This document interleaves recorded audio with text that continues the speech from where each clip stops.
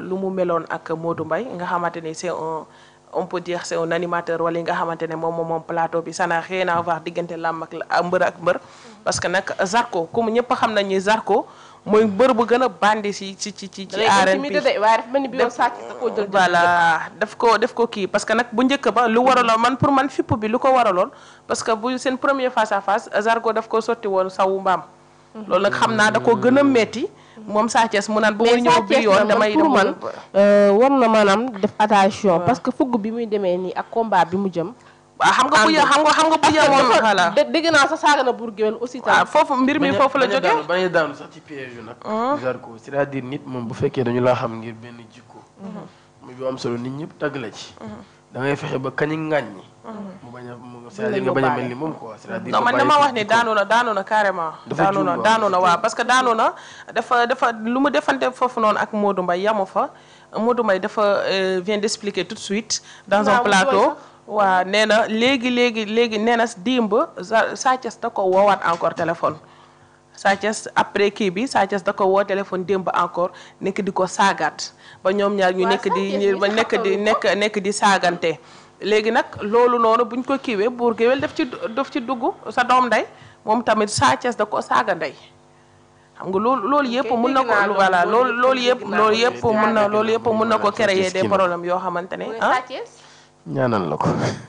daggal na ko moom léegi koo xamante ne tey jii sa adversaire te ba tey Sa Thiès jàkkaarloo ak Zarko wax ko yenn wax yi même Sa Thiès bu mu jàkkaarloo ak Zarko ci face à face bi ay pot sponsor yi fa nekkoon ci seen kanam moom la Sa Thiès dëgg dem ba tey man maa xàmmewul Sa Thiès keroog man pour dire vrai man xàmmewu ma Sa Thiès moom man Salif moo doon gis serein posé yaru ñëpp bàkkee ko benn bàkku ko dafa yaru dafa am yar mais dama gis Sa Thiès ci combat bi mu indi beneen jikko boo xamante ni dafa changé catégoriquement man sax maam doon xalaat naan xëy na maam Zarko ni mel ak yooyu moo tax Sa Thiès ba ko intimidé bëgg a def nanga may dem bay woote téléphone di saaga nag moom ça devient un peu xam nga loolu kii léegi la ko Modou Mbaye nekkoon di wax ci benn plateau nee na Sa Thiès da ko woowaat téléphone démb di ko saag xam nga mën nañ comprendre peut-être bu nekk sur le plateau waaw mer bi am fu mu yëg nga xamante ni bu ko Modou Mbaye bëgg a calmer mu kii ko et tout ça on peut comprendre mais quand même bay dem ba toogaat di woote ay téléphone foofu tii avec conscience tranquille te ki nga xamante ne mooy sa adversaire te yéen ñaar bientôt c'est dimanche tey mu ñu ngi ci mardi dimanche mooy seen combat donc am na yenn yoo xamante ne daal li ma koy conseiller vraiment war na ko xoolaat dal ndax Zarko itam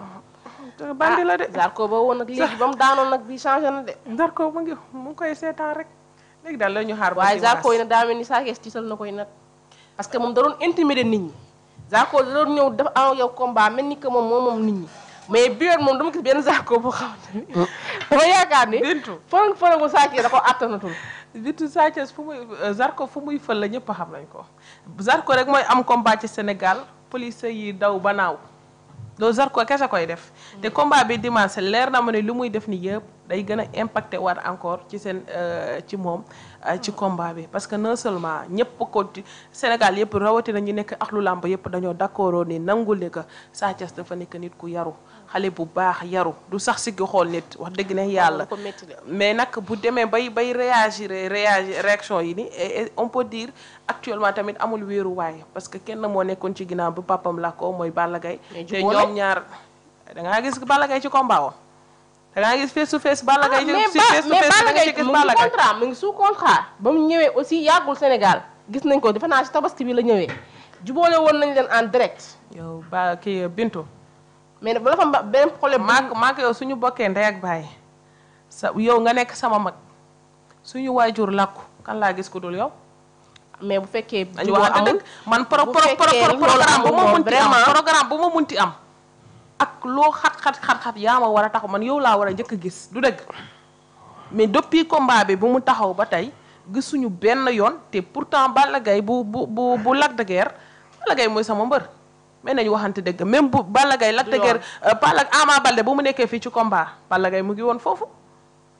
face to face ba Balla Gaye mu ngi woon foofu mais est-ce que Balla Gaye peut-être du combat bi mu am ak contre Siteu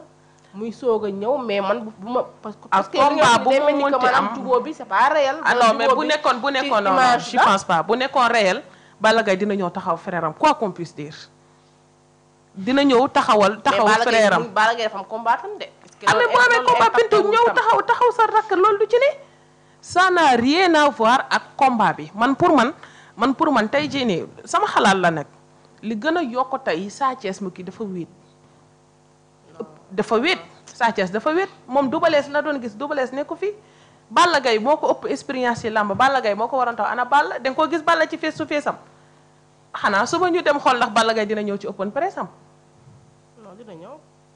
man li ma yaakaarul bokk Balla Gaye suba yaakaaruma dina teew ci open press ba te dinañ fi toogaat fii jeudi ñu waxaat wax ji. incha allah non Balla Gaye dina ñëw. yaakaaruma ko de bu doon day ñëw mu ñëw teewu ko te lii nii buñ ko encadré waatul jàppe ko peut-être xam nga nit. mun na am problème psychologiquement mu jëm ba ci yàgg affaire bi explosé fekk dafa dem ba denc ba fees mënatu ko kii mu explosé comportement bi moom du Sa Thiès parce que Sa Thiès il est toujours serein Sa Thiès maanaam dara yóbbu dara fukk ko daal man gis naa Sa Thiès façon combat moom rek gisoo meloon mais Sa Thiès dama daan gis man mi nit ku yarul la xaw ma nag lan moo soppeeku entre temps mais Sa Thiès moom wax dëgg yàlla bokk na ci mbër yi gën a dal waaw luy xew na xamuñu. soxla na ndimbal daal. soxla na ndimbal voilà ci bés bi mu jëm lii nag nekk nag combat boo xamante ni combat bu am solo la tam ci carrière am Sa Thiès. mais combat boo xamante ne tamit gisoo kenn wéet na de.